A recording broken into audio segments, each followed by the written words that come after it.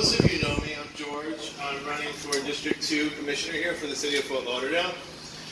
As Tom shared with you, I'm an attorney here in town. In my practice, I work with people who are facing a variety of crises in their life, whether it's a bankruptcy or the death of a loved one in probate or perhaps a divorce. And all of these issues are crises for my clients. And when we tackle those crises, we really have to push to a high level to kind of stabilize their situation and to kind of bring them to a place where they need to be.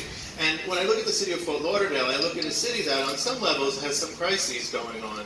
And our leadership doesn't necessarily have the skill set to step into those crises and to use a methodical approach, as Tom described, to resolve those issues. And that's what I bring to the table, is a methodical approach and the experience that goes along with it to solve some of our crises. As Tom shared before, I was a lawyer. I was in public health. I was working on disease prevention and preparedness for the National American Red Cross. What I learned there is with any problem or situation, it's essential that you keep the big picture in mind. And our big picture is improving the lives of the people who live here. And so everything we do when we get elected should be that. It should be improving the quality of the lives of the people that we serve. Not catering to lobbyists, not serving developers, not trying to push home an issue because you're going to get something for it, but rather because it's the right thing to do. And that's how I've governed my practice, is by doing the right thing that is to do. And when I get on the commission, that's what I intend to do. Some of our candidates will tell you things like they're fixing a problem. But then you look, and the problem is still there, and you have to ask yourself, how is it fixed? Like our wastewater situation, our sewage problem, the estimates range from like $1.5 billion to $2.4 billion. I'm not inventing that number. That's a huge amount of money that's necessary to remedy what is perhaps like one of the oldest wastewater systems without any intervention or maintenance. We have traffic issues. We have all sorts of issues with crime. Our friends on the beach are having their own issues, whether it's sea turtles or lighting. There are issues all around our city that really need our attention. A little background on myself. When I was at Legal Aid, I established something called the Broward Human Rights Initiative. It was called BHRI, and BHRI was an initiative that was designed to try to protect the civil rights of LGBT individuals throughout our community. And BHRI was an exciting endeavor because it was my first foray into really fighting for civil rights. And at Legal Aid, I also oversaw a number of other departments, including the consumer unit and also the foreclosure unit, which at the time I was there was when our economic crisis hit and when our foreclosures were soaring. And it was like a triage. It was almost like working in an emergency room. People were pouring in foreclosure, and there wasn't enough of us to solve their problems. And so it took a triage-style approach to actually tackle their legal needs. And as a public health professional, that was what I learned. And it translated very easily into law and into public service. And my hope is that once I'm elected, it will translate into my job as commissioner. I promise I won't go for too much longer. I want to just share what I intend to do. First and foremost, I want to address community safety. I want a renewed focus on crime prevention and community policing to make our communities safer. And I want to encourage the greatest amount of community input. Next, our infrastructure, as I just talked about, is crumbling. I would insist that we prioritize our resources so our neighborhoods get the services they pay for.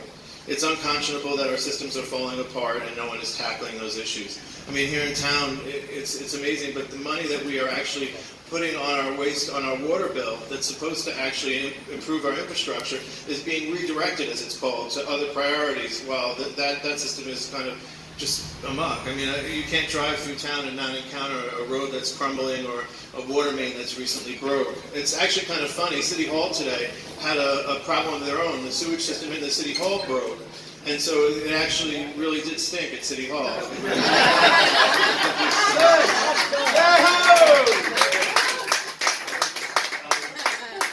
One of the issues that hasn't really been tackled very much is the environment. We are, whatever side of the aisle you sit on, we're facing a situation where our water levels are rising. And as we sort of tackle that, we have to address, do we increase the height of our roads? How do we tackle our low-lying bridges? And how do we address those infrastructural issues? More importantly for me, because at heart I'm still a public health person, when you look at social services, Fort Lauderdale is one of the only cities of its size that lacks any infrastructure for social services. We rely almost entirely on Broward County to provide our social services for our constituents. And when there's a gap between what is provided by the county and what is missing, it just goes unmet. There's no backup for that. And that's really where oftentimes the city can come in, is to solve those gaps. And it doesn't mean increasing taxes, it just means being more innovative and applying for grants and seeking new sources of revenue. We continue to build skyscrapers, and that's great. Our city's growing, and growth is good usually. But when you don't actually tackle some of the mechanisms that are necessary to support the growth, then you have what we're having right now. And shame on some of our elected officials for allowing some of these projects to go forward without making the developers and the people in those projects accountable for some of the infrastructure that's necessary to support those buildings. I'm almost done. Finally, I think we need to get serious about our transportation problems. Most of you know we've got the WAVE, we've got so many initiatives right now, and they're all exciting, but none of them connect to each other, none of them are coordinated, there's no comprehensive system for it. I mean, you look at some of the projects, they just abruptly end with no way, I don't know what they expect people to do, just you're going to walk from here in Florida, it's not realistic. So we need to address our transportation system. We also need to address our traffic problems. There are a lot of roads that are closed. It's very difficult now to navigate through town. You get to Sunrise right here, and it could be a 30 or 40-minute drive for, just to go a mile. So all of that said, what I really need from you is I need you to vote for me. This is going to be a very, very challenging race. I have 4 opponents. I expect to kick all of them in the butt, but I'm going to need your help to do that. All the way, George! Go, George, go! How can you help me? Well, first off, if you haven't done it already, I need just your name so we know you were here. Ideally, your name comes with a donation. If you're able to make the maximum donation, it's $250. Our campaign definitely needs the support. Beyond that, I encourage you to go to our webpage. It's www.gc4ftl.com. That's also our Twitter name, gc4ftl.com. It's our Facebook name, and it's also our LinkedIn name. So if you can go to our website, it'll bring you to those places. And if you could friend us on Facebook, or like us on Facebook, or notice us on Twitter, that would be really, really helpful. So once again, I'm George Castrataro. I need your vote. I'm thrilled that you're here to support me, and I look forward to serving you. Thank you.